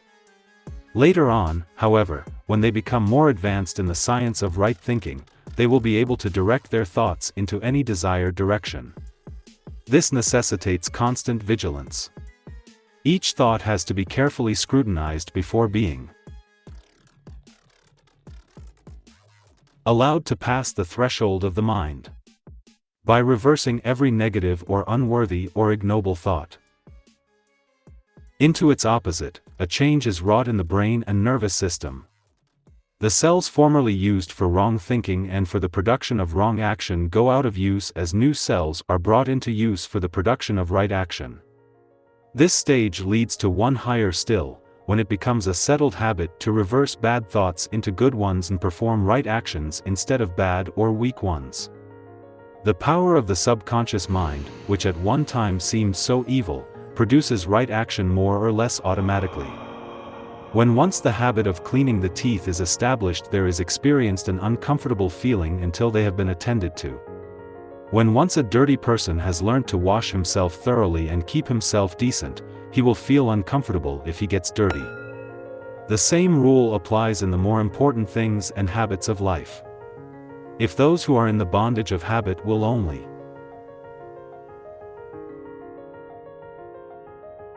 direct their thoughts and attention to the building up of good habits, their old weaknesses will die a natural death. It must not be thought that the victory over lifelong habits is easy. It may seem so at first, but sooner or later temptation will come with added force, which may result in a sad fall. If this should happen, it is most important that too much attention should not be paid to the incident. Instead, the beginner should pick himself up, and, making a mental note of the immediate cause of his downfall, thus benefiting by the experience, press on again towards freedom. It is most helpful to realize that not only is the subconscious mind willing to be guided aright, if we will only persevere long enough, until persevering itself becomes a habit, but that we also have behind us all the spiritual powers of God. The Infinite One sees to it that the odds are not overwhelmingly against us. Our difficulties are not insuperable, although they may appear to be so. We can always win through if we faint not. Heaven looks on with sympathetic interest and rejoices with the struggler when he succeeds, and mourns with him when he fails. The struggle is a stiff one, for it is only by this that the seeker after God can become strong in character, but the victory can always be won. When the situation appears hopeless, let the struggling one remember that there is a way of escape somewhere, and that God, who is his freedom and deliverer, will reveal it to him if he faints not. If all who seek deliverance will realize that the power of the infinite is on their side, and that they are bound to become victors if they will only keep on, they must succeed. And what a joy is theirs! There is no happiness quite like that which comes to one who has fought the good fight and overcome habit and weaknesses of character. May every reader experience this supreme joy of overcoming. Deep down in every heart is an unquenchable desire for happiness. The advanced soul desires happiness just as much as the pleasure-seeking worldling. The difference between them is simply that the former, through knowledge and experience, does not search for happiness, knowing that it can never be found by direct seeking, but finds it through service and love to others and in victory over self. While the latter seeks happiness, like a will-o'-the-wisp, in every form of pleasure, and finds it not. Man is never satisfied with his life, he is forever seeking something that is better. Until he learns wisdom, he looks for it in pleasure, in sense gratification of various kinds, in wealth, luxury and possession. The less evolved a man is, the more convinced he is that happiness can be gained in these ways, and the lower are his desires. For instance, those who form what is called the underworld of our cities, seek happiness in vice and debauchery. Those who are more evolved seek pleasure in more refined things, hoping to find happiness in intellectual pursuits, friendships, and in pure human loves. These more evolved types get much more pleasure through the senses than do those who are more elemental, but they are capable also of greater and more acute suffering. They can derive great pleasure from a picture gallery, whereas a savage would see nothing interesting at all. Of service must be obeyed, otherwise there can be no happiness. This may fill some readers with dismay, for they may be employed in an occupation that apparently does no good to anybody. They may feel that if they were engaged in some noble enterprise for the uplift of humanity, then they could truly serve, but in their present occupation this is impossible. To think this is very natural, yet the truth is we can all obey the law of service, and can begin now, in our present occupation, no matter what it may be. We have only to do our daily work, not as a task which must be got through, in order to bring us a living, or because it is expected of us that we should work, but as an offering of love to life and the world, in order to come into harmony with the great law of service. Our ideas of values with regard to occupations are altogether erroneous, from the inner wisdom point of view. The scrubbing of a doorstep, if faithfully done in a true spirit of service, is of as much value and real importance as the writing of a deathless poem, or dying for one's country. We can never truthfully say that one act of service is of greater value, or is more important than another. All that the higher law looks at is the motive.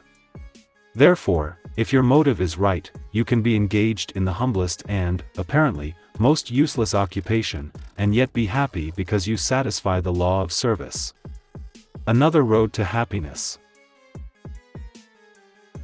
is the conquest of the lower nature, the overcoming of weaknesses, the climbing to higher and better things.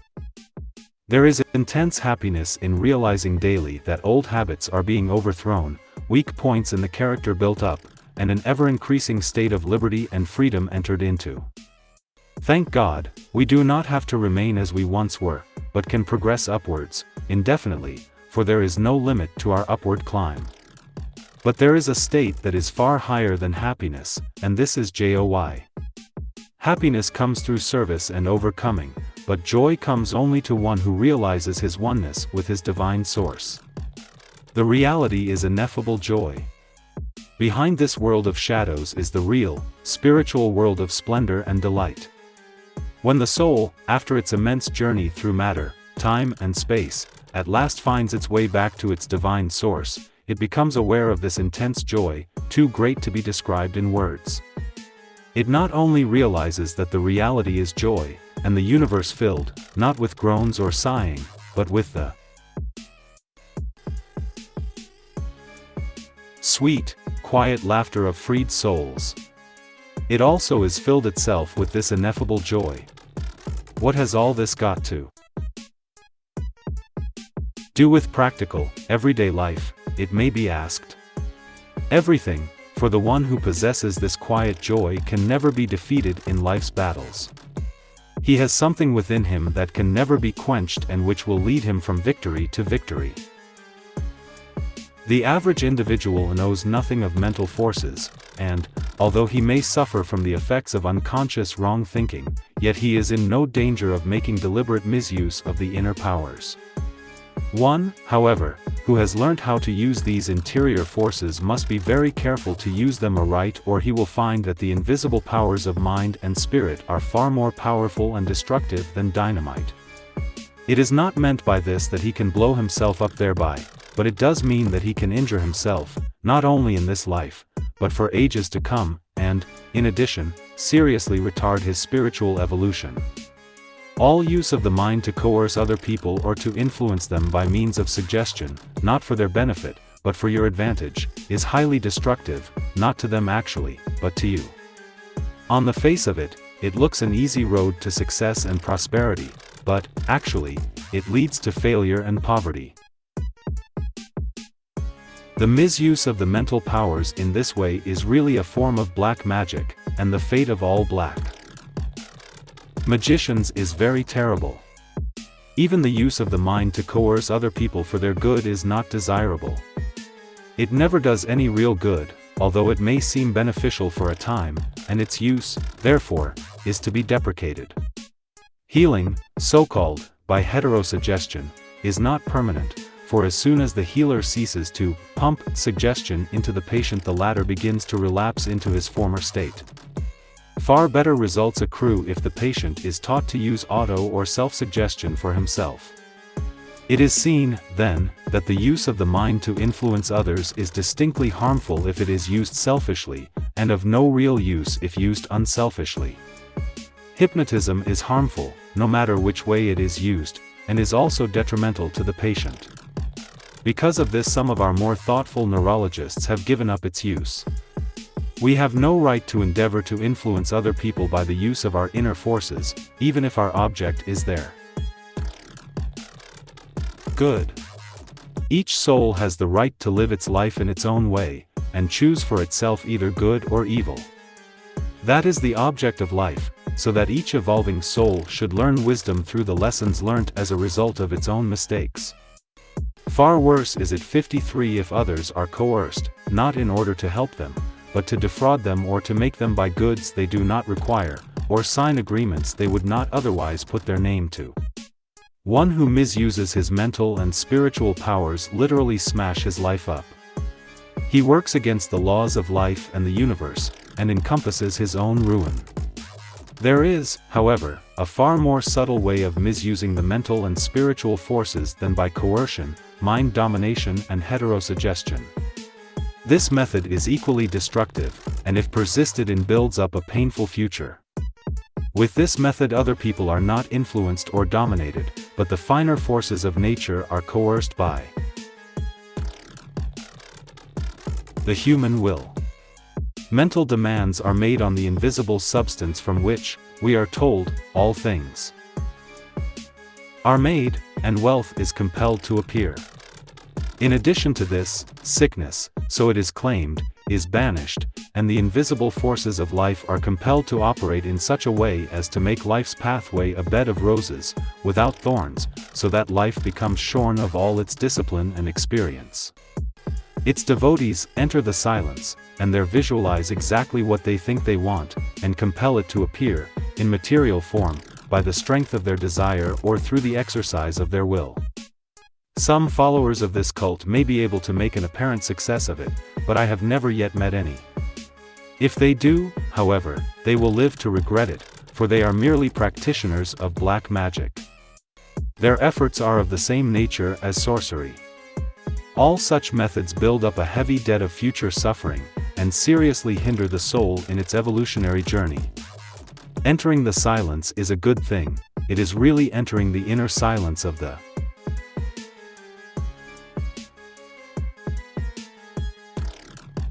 soul, the inner sanctuary where the divine spirit abides in fullness. To misuse this inward power for selfish and material ends, and for forcing our human will upon life, so as to make it conform to what we think it ought to be, is a crime of the first magnitude, which can result only in ultimate failure and disaster. Limitations can be overcome through a realization of truth. When we say this, it is taken for granted that every effort will be made on the physical plane. It is necessary to bathe, exercise, and breathe fresh air in order to be well. It is equally necessary to work hard, and to give the best of which we are capable, in service, in exchange for that which we receive in the way of supply, if we are to be successful.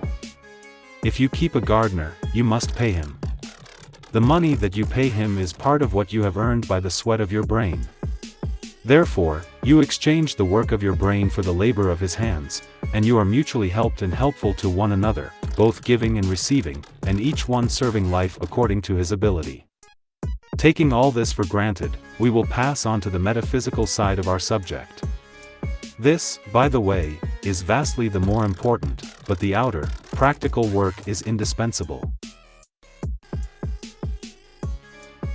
Nevertheless, in order to overcome limitations, it is necessary to know the truth and to live in the consciousness of it. For instance, if ill health is our limitation, then, in order to become free, it is necessary that we live in the consciousness of the wholeness of God and His divine idea. If our limitation be restricted means, it is necessary that we live in the consciousness of the inexhaustible and unlimited nature of the substance from which the Creator brings everything into manifestation. If our limitation is disharmony and unhappiness, then we must become attuned to the divine harmony in such a way and to such an extent as to cause it to be reflected into the outward life. No matter what our limitation may be, we can find liberation and deliverance by looking to our divine source, realizing that in the perfect reality all our wants are supplied, and then living in the consciousness of this truth. Ill health is, apart from physical causes, an outward sign of an inward warfare or disharmony, caused by wrong thoughts, emotions, beliefs and attitude of mind and soul towards life and God. In other words, the life is lived in an error, consciousness of disease and sickness. First, the inward life has to be adjusted in such a way as to harmonize with the 55 laws of our own being and the divine purpose of life. There must be an inward surrender to the love principle, after which the thoughts must be brought under control so that health-destroying emotions may no longer impair the health. Further, the whole consciousness must, as often as possible, be raised to a realization of the perfect wholeness which is the reality. If this course is persevered with, a consciousness of health and wholeness becomes a permanent mental state, with the result that health becomes manifested in the life. The outward life is always a reflection or external manifestation of what we are within, or our state of consciousness. Therefore, Everything depends upon which kind of consciousness it is in which we live. One who lives in the mental atmosphere of divine wholeness, health and harmony, unconsciously directs all the inner forces of nature into health channels. On the other hand, one who lives in a mental atmosphere of ill health, as sick and unhealthy people very often do, unconsciously directs all his subconscious activities in such a way as to produce sickness and disease. Again, with regard to lack of means, this state also can be overcome, spiritually, only by living in a higher consciousness of abundance and sufficiency. This affects, unconsciously, every action in such a way as to bring about a better state of affairs. On the other hand, one who lives in a mental atmosphere of limitation and lack, unconsciously directs all his actions towards the production, in his life, of penury and restricted means. The same rule applies, no matter what the limitations of one's life may be. Freedom can be gained only by realizing the truth about life and being. When we realize the truth, live in the consciousness of it, and become obedient to the laws of life and being, the life becomes increasingly free. This does not mean that if we are plain of feature, and of a stumpy figure, that we shall become beautiful and graceful, but it does mean that these so-called drawbacks will no longer fetter us, and that others will see in us something far better than mere regularity of feature and beauty of form. When the soul is alive and the life filled with love, the homeliest face becomes attractive. Neither does it mean that we shall not suffer bereavements and sorrows, difficulties and adversities, but it does mean that we shall cease intensifying these things and 56 creating further troubles by taking life's discipline in the wrong spirit. It also means that we shall be able to overcome all life's difficulties and trials, become a conqueror in the strife, and, in so doing, build up character. Thus, the storms of life, instead of destroying us, can succeed only in making us stronger. Thus, our fate depends not on the storms of life, but upon how we meet them. If we give in to them, or thinking that they are evil and not a necessary discipline, rebel against them and resist them, then we become shipwrecked on a desolate shore. If, however, we are armed with the knowledge of truth, we can set our sails in such a way as to compel the storms of life actually to help us towards the desired haven. The first step in the direction of knowledge of the truth is right thinking. Every negative thought must be transmuted into its positive opposite, for instance, hate and dislike into love and goodwill, fear into confident trust, poverty into abundance, evil into absolute good, and so on.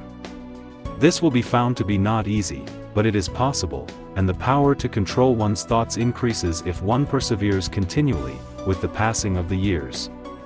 A beginner cannot, naturally, expect to be able to exercise the same control as one who has been perseveringly seeking self-mastery for years, but he can make substantial progress and learn from day to day. The result of thinking in this way is surprising. The reversal of thought may appear at first to be simplicity itself, and to lead nowhere in particular, but after a time the vastness of the subject becomes almost appalling. The cultivation and practice of right thinking gradually led to a knowledge of the truth. Not an intellectual knowledge of truth, but a realization, by the soul, of the truth. This is the knowing of the truth which sets men free. We can then look through all the ages and know that all is well. They are highly dangerous and are to be condemned in consequence. The cultivation of negative passivity, such as inhibiting all thought and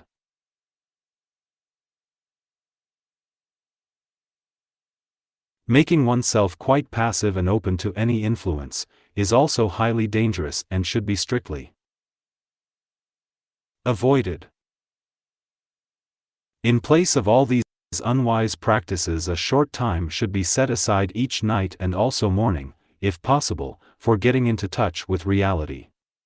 You should then endeavor to realize that the body, mind and soul are but vehicles of expression, mere servants of the true self or ego. This will bring about in time a consciousness of identity with the one eternal Spirit. What Jesus called our Father in heaven. One might proceed after this fashion. My body is not myself, but is merely something that enables me to live this material life and gain experience. My mind is not myself, but merely an instrument which I use and which obeys my will. My soul is not myself, but merely a garment of my spirit. My will is not myself, but is something of which I, the true self, make use. And so on. By this means you gradually approach the great truth which cannot be put into words and which can only become yours through realization or inward spiritual understanding. In addition, one can use a positive statement of truth, reverently, but with full confidence, such as, "I am a branch in the true vine." In course of time, you will become possessed of a feeling of tremendous and unlimited power and security. This is a great responsibility, for this power must be used only in service and not for selfish purposes. If it is used for the acquisition of wealth and the gaining of temporal power, great disaster will be the inevitable result. Yet, if used aright, it is bound to have a great, though unconscious, influence for good on the life, and for this you are not responsible. Constantly endeavor to serve and bless others, then, because you do not seek them, crowds of blessings will come into your life unbidden, great happiness being one of the chiefs. Having found the kingdom of heaven, it will be your experience that all needed good will be added unto you. This power may also be used to strengthen character, to overcome in the conflicts of the soul, and to build up the spiritual body which will be our vehicle of expression in higher realms. The end.